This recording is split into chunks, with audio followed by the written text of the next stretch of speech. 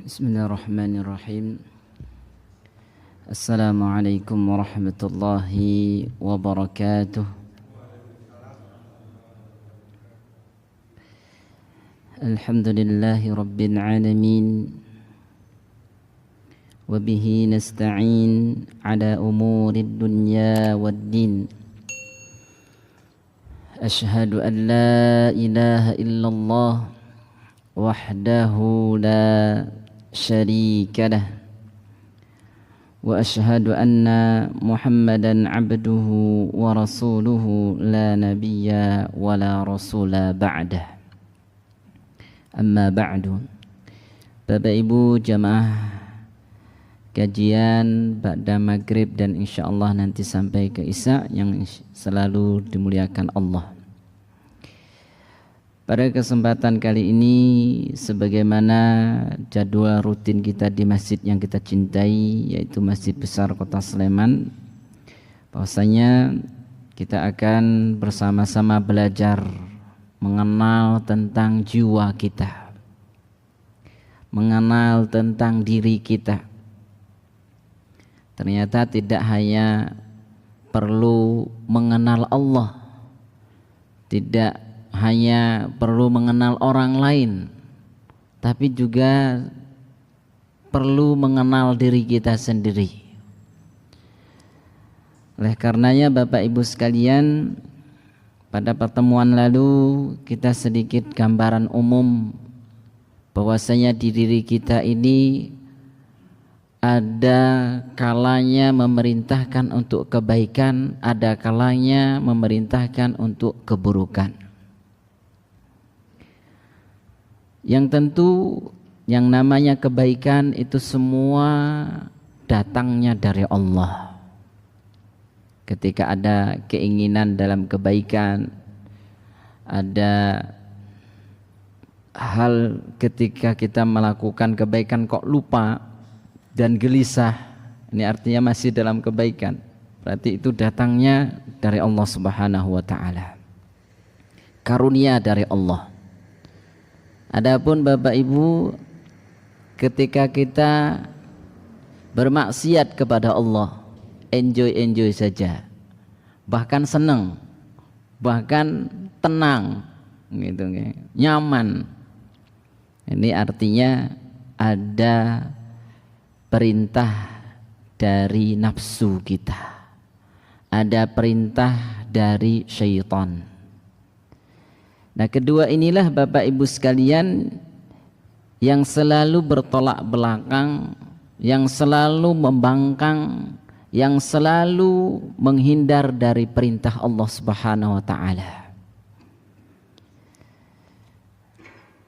Maka dengan demikian perlu kita tahu tanda-tanda penyakit yang ada di hati kita atau gejala yang dapat kita kenali.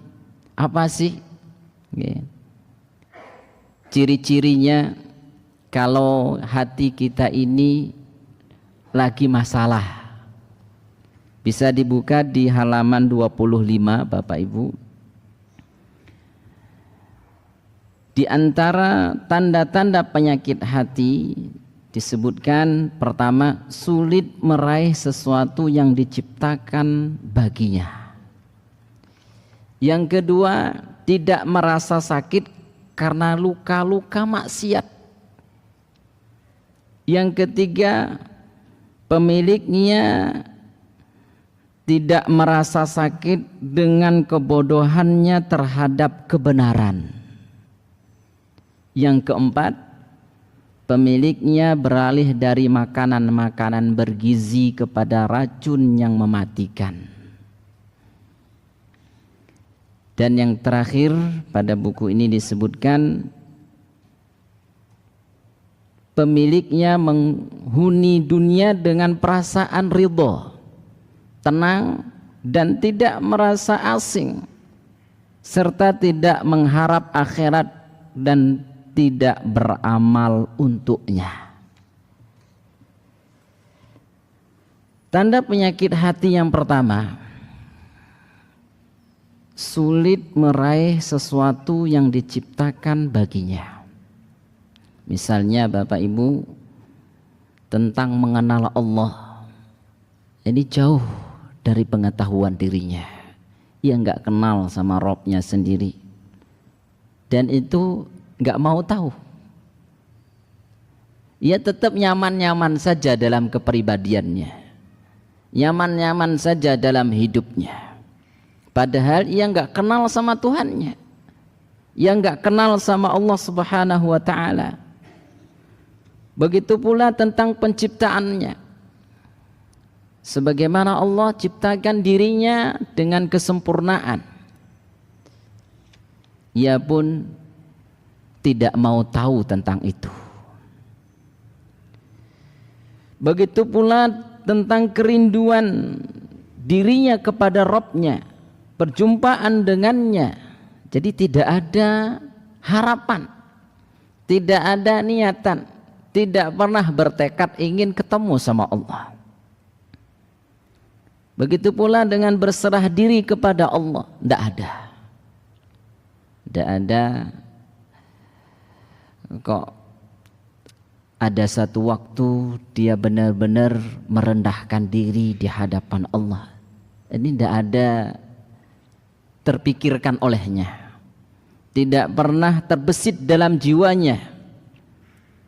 Begitu pula mengutamakannya atas segala sesuatu, apalagi yang dia utamakan hanya syahwatnya, hanya nafsunya, hanya ambisinya untuk dunia saja. Lalu ia lebih mengutamakan bagian yang dimana untuk bermaksiat kepada Allah, menuruti nafsunya daripada taat dan cinta kepada Allah Subhanahu wa Ta'ala. Ini ciri yang pertama Bapak Ibu.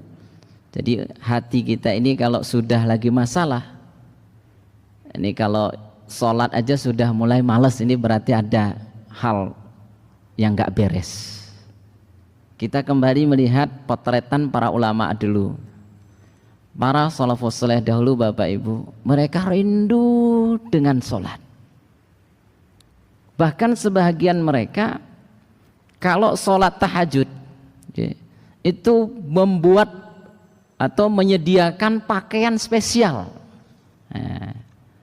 untuk apa? Untuk sholat tahajud. Pakaian yang paling bagus dan parfumnya yang paling wangi. Ini Masya Allah Bapak Ibu sekalian. Begitu pula tentang tempat ibadahnya yang paling istimewa. Ini kalau bahasa kita sekarang mungkin sejadahnya juga yang paling memang ya indah gitu, nyaman. Ini para salafus saleh dahulu. Kalau kita sekarang nggak jauh beda Pak Bu. Ya beda dikit. Bedanya apa? Kalau pas mantenan pakaiannya yang paling bagus. Nah, kalau ketemu rajanya Indonesia atau raja dunia, itu pakaian kita yang paling bagus, parfumnya yang paling wangi. Ini beda tipis dengan para ulama dulu. Ini alhamdulillah masih ada kesamaan.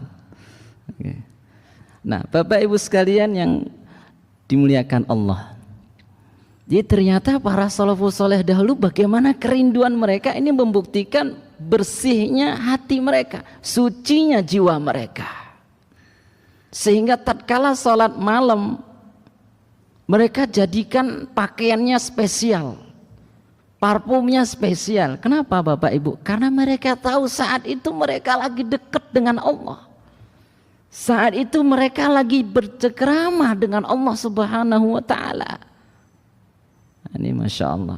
Jadi betul-betul persiapan jiwa mereka itu benar-benar disiapkan dari pakaiannya, niatnya, mentalnya. Ini betul-betul disiapkan. Kenapa? Mereka tahu mereka akan datang menjumpai seorang raja yang mana tidak ada raja selain dia, yang mana mereka sadar bahwasanya yang mereka temui ini adalah pemilik jagat raya ini yang berkuasa selamanya. Jadi tidak hanya 1 periode, 2 periode Bapak Ibu. Allah Subhanahu wa taala tidak ada hitungan periode. Ini yang terasa oleh hati-hati yang sehat. Tapi kalau hati yang sakit, ini tidak ada efek itu. Nggak mau tahu. Bahkan datang kepada Allah Subhanahu wa taala, jangankan yang tahajud. Wajib saja baju ala kadarnya. Apalagi pakainya baju yang ada tulisan jangan deketin jomblo. Nah, tulisan di belakang. Pakai kaos blongan. Nah, ini Bapak Ibu sekalian datang kepada Allah Subhanahu wa taala.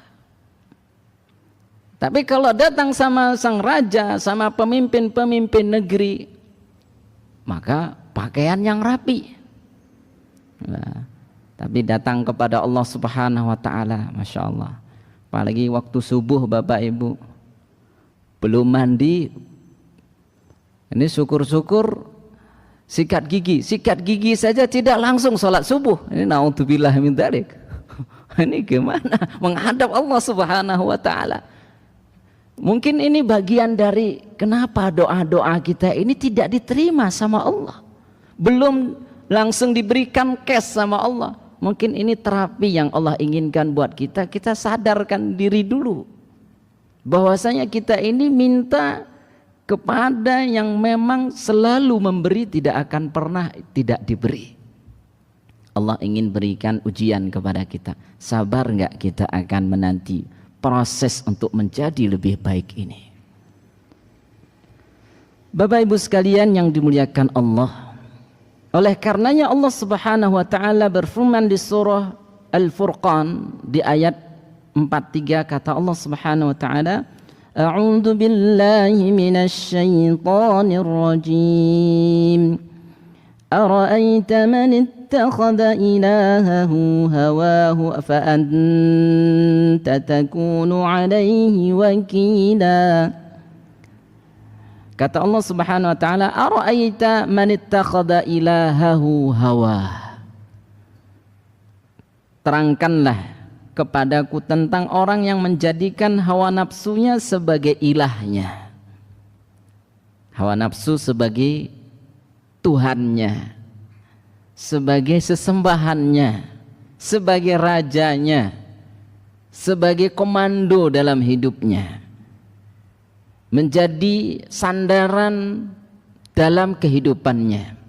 Yang dikedepankan itu selalu nafsu saja, syahwat saja, kata Allah. Afa anta takunu alaihi wakila. Kata Allah Subhanahu wa taala, maka apakah kamu dapat menjadi pemelihara atasnya? Nah, ini ditanya sama Allah. Bisa enggak jadikan nanti nafsu itu menyelamatkan kita tatkala di mana tidak ada penolong lagi, di mana tidak ada teman yang datang ngampirin kita. Nah, kalau sudah nyebur ke neraka Bapak Ibu, tidak ada yang kenal. Ini kasarannya ditanya sama Allah, bisa enggak nanti diandalkan tuh nafsu? Kata Allah, kalau itu dijadikan ilah, ya dijadikan sebagai sesembahan yang dituruti, yang selalu ditaati, yang selalu diikuti. Maka Bapak Ibu sekalian yang dimuliakan Allah, inilah Allah berikan satu peringatan kepada kita bahwasanya orang yang mengikuti hawa nafsunya kelak ketika dibangkitkan tentu dia akan kebingungan.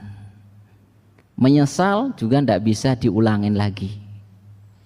Oleh karenanya Bapak Ibu, pada kesempatan saat inilah waktu kita untuk berubah. Kalau sudah seusia ini pun kita tidak mau berubah, mau nunggu kapan lagi? Apa nunggu datangnya Dajjal?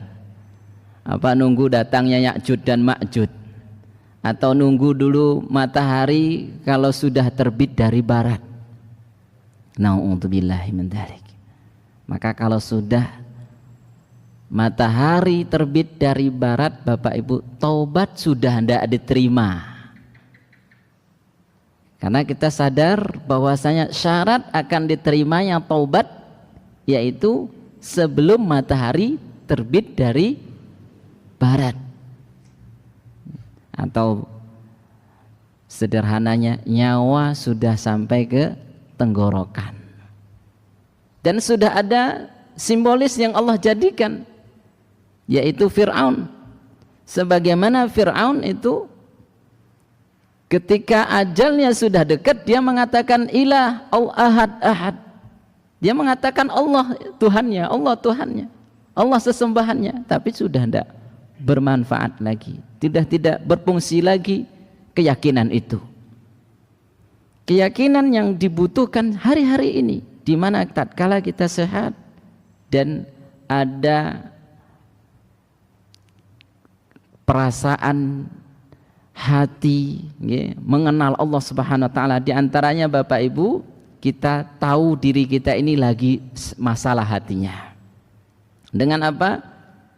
Dengan ketika ada perintah, misal Bapak Ibu mendengar adzan,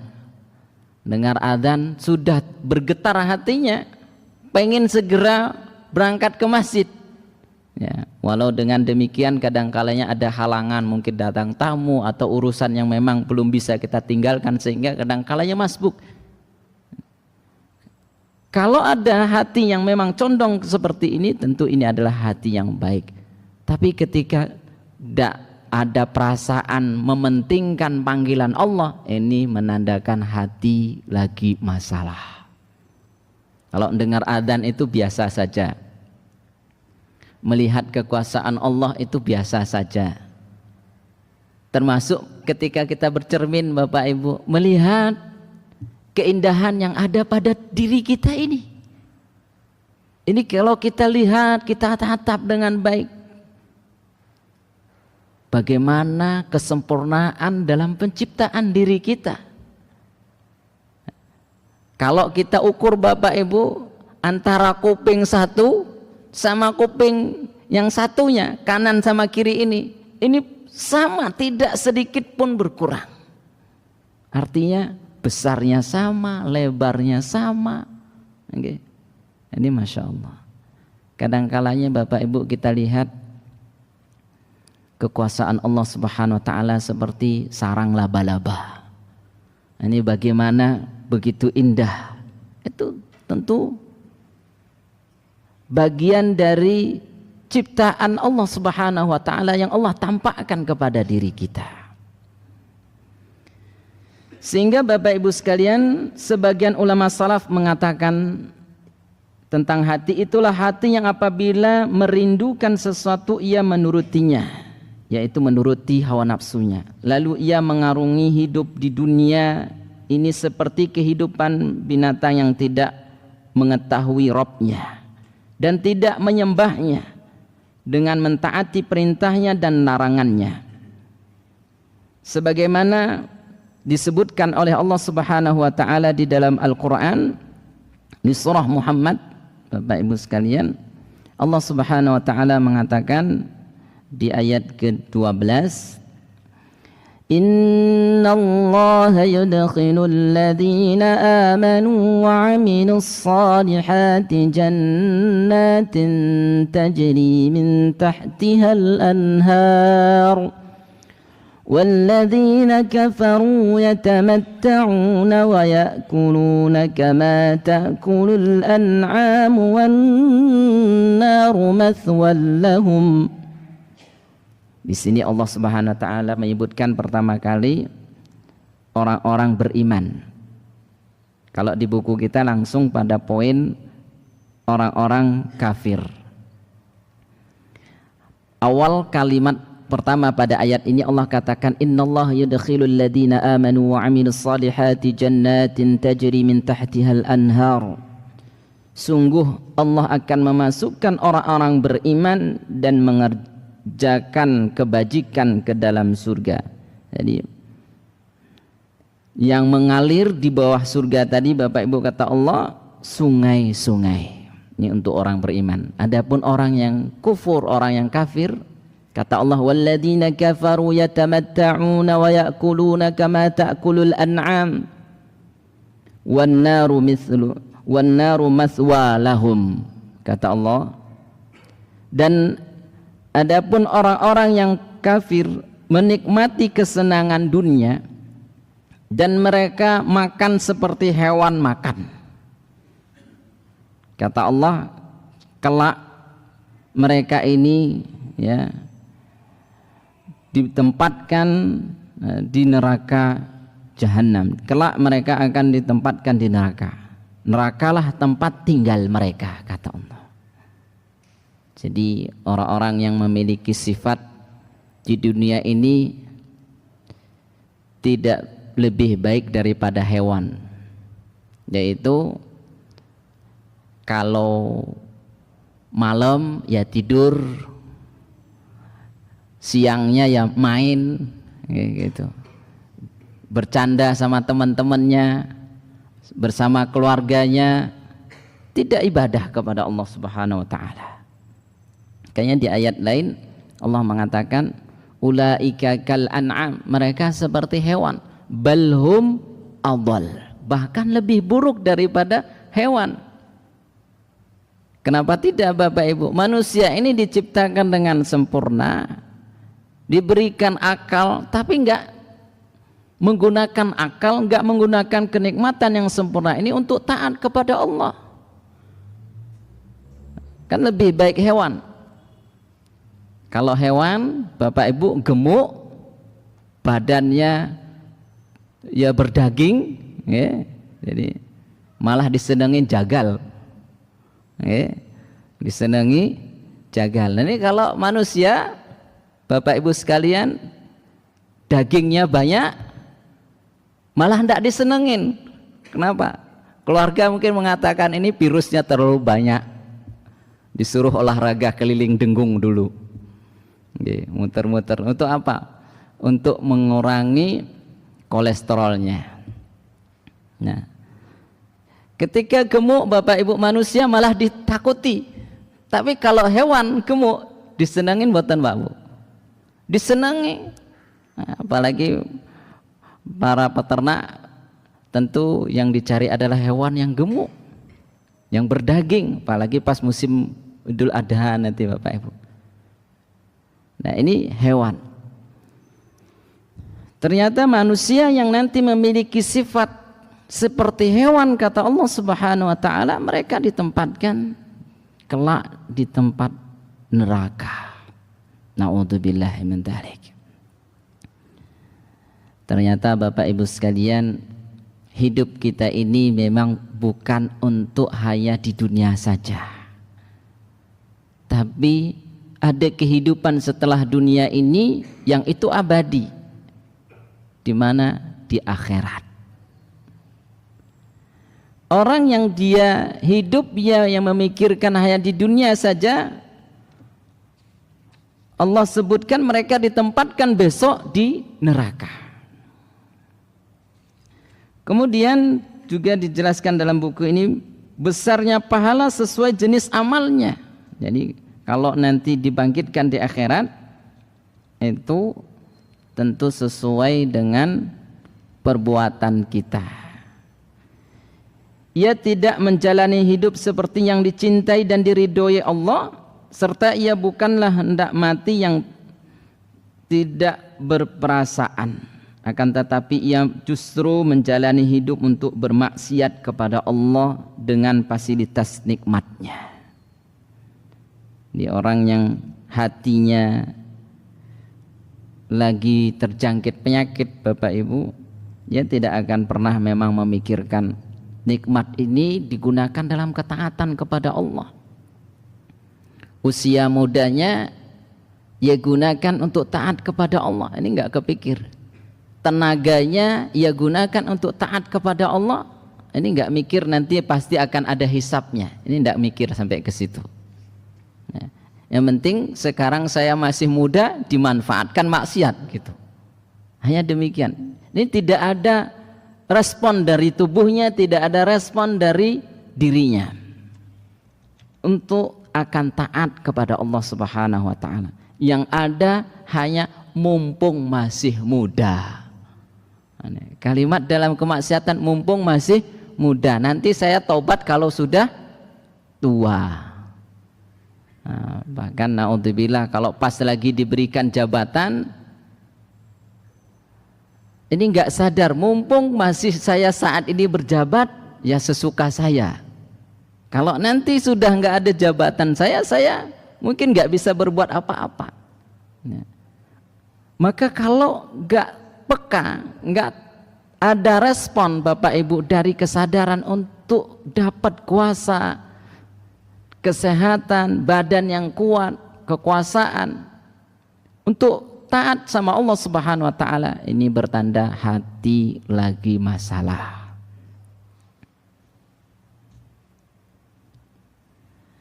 Kemudian Allah Subhanahu wa taala memberikan gambaran besok kalau di akhirat itu seperti apa mereka ini.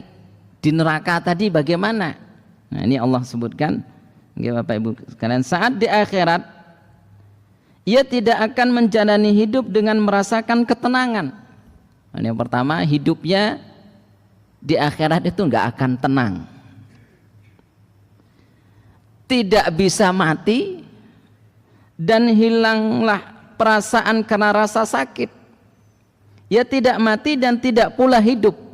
Nah, ini kita bisa bayangkan di akhirat itu ndak mati, ndak hidup. Maksudnya gimana Bapak Ibu sekalian? Ya sebagaimana di dunia ini yang ia lakukan, sebenarnya dia hidup tapi nggak ada manfaatnya, gitu. Artinya ya ndak mati ya ndak hidup juga. Nah, kalau di akhirat kata Allah Subhanahu wa taala, Allah sebutkan di surah Ibrahim, ya, di ayat ke-17 Allah Subhanahu wa taala berfirman, sebelumnya di ayat 16 itu ada kalimat min waraihi jahannam wa yusqa min ma'in sadid yatajarra'uhu wa la yakadu yusighuhu wa ya'tihi al-mautu min kulli makanin wa ma huwa bimayyit wa min waraihi 'adzabun ghalidh. Kata Allah, di hadapannya ada neraka jahanam dan dia akan diberi minum dengan air nanah. Ya, orang yang di dunianya suka ikut sama nafsu, ambisinya, nanti dapat minumannya pun di neraka ada disediakan air nanah. Kemudian air nanah ini tadi Bapak Ibu kata Allah, yatajarra'uhu wa la yakadu yusighuhu wa ya'tihi al-maut. Diteguk-teguknya air nanah tadi, ya, dan dia hampir tidak bisa menelannya, dan datanglah bahaya maut kepadanya dari segala penjuru, tetapi dia tidak juga mati, dan di hadapannya masih ada azab yang berat kata Allah. Jadi sebenarnya dia tahu nanah ini nggak akan bakal menghilangkan dahaganya, tapi karena mau tidak mau itu harus diminum Bapak Ibu. Ya ditelan juga, ditelan, diminum juga. Sebagaimana ketika dia di dunia Bapak Ibu sekalian, pada hakikatnya ada perintah hati yang bersih itu dalam ketaatan.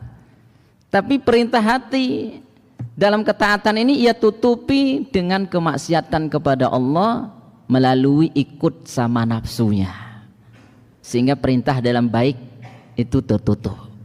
Yang ia kedepankan adalah perintah nafsu, komando nafsunya.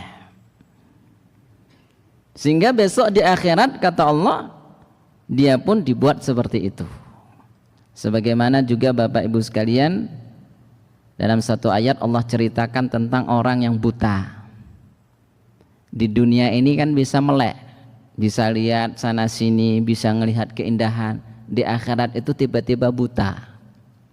Ya, maka orang yang nanti buta di sana, dia mengatakan, qala rabbi lima hasyartani a'ma wa qad kuntu basira.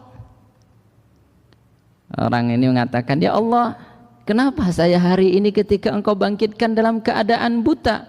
Wa qad kuntu basira, padahal dulu saya di dunia ya Allah ini bisa melihat.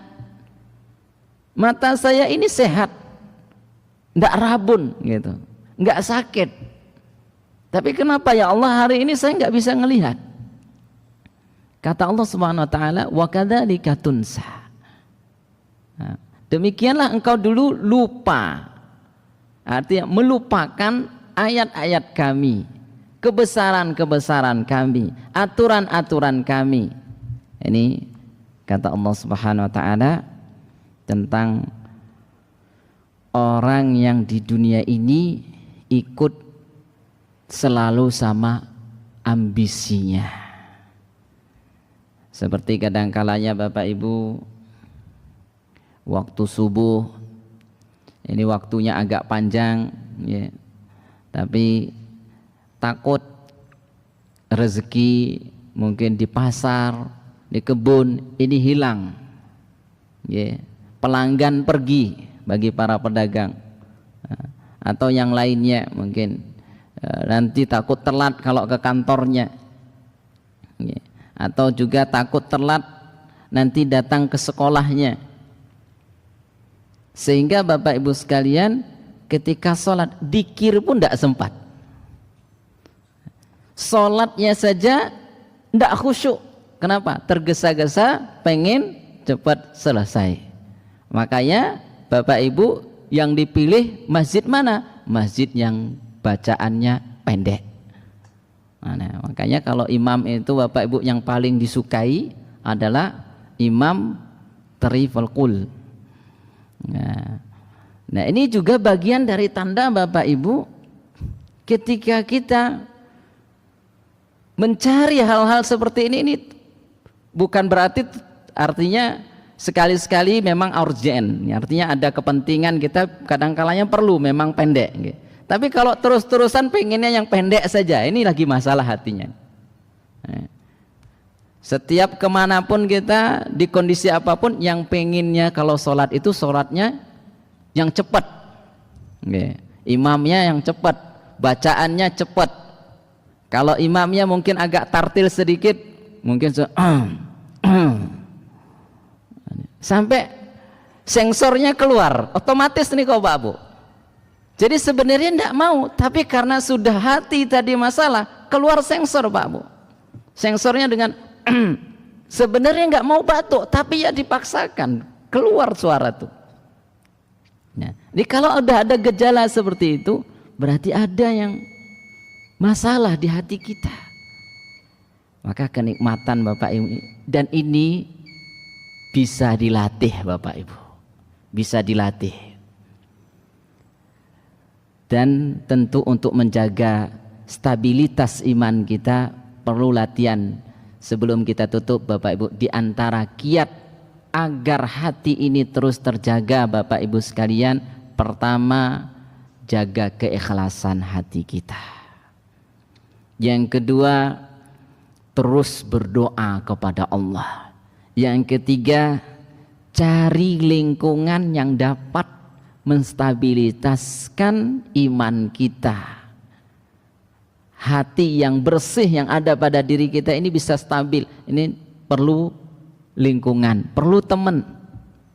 Sehingga tatkala kita lupa Bapak Ibu diingatkan.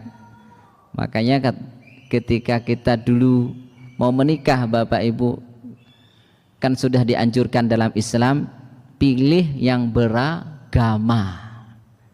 Ya, tapi Ustadz sekarang sudah terlanjur, yang bisanya yang biasa. Nah, insya Allah belum terlanjur. Kenapa? Sekarang masih diberikan kesempatan oleh Allah Subhanahu Wa Taala, sama-sama belajar itu lebih indah.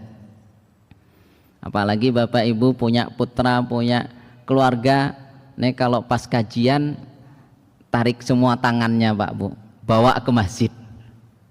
Suami istri itu datang kalau ke kajian itu masya Allah indah. Justru disinilah indahnya. Karena hari ini baru diberikan oleh Allah petunjuk kepada kita untuk kenal dengan Allah Subhanahu wa Ta'ala. Demikian Bapak Ibu sekalian, karena waktu Isya telah tiba. Semoga dengan sedikit ini bermanfaat khususnya pribadi kami dan umumnya untuk kita semuanya. Insya Allah pertemuan berikutnya nanti kita akan kembali bahas tanda atau ciri hati yang kedua, yaitu tidak merasa sakit karena luka-luka maksiat. Wassallallahu ala nabiyina Muhammadin wa ala alihi wa sahbihi wasallam wa akhiru da'wana alhamdulillahi rabbil alamin. Subhanakallahumma bihamdik asyhadu an la ilaha illa anta astaghfiruka wa atubu ilaik. Wabillahi taufiq. Wassalamu alaikum warahmatullahi wabarakatuh.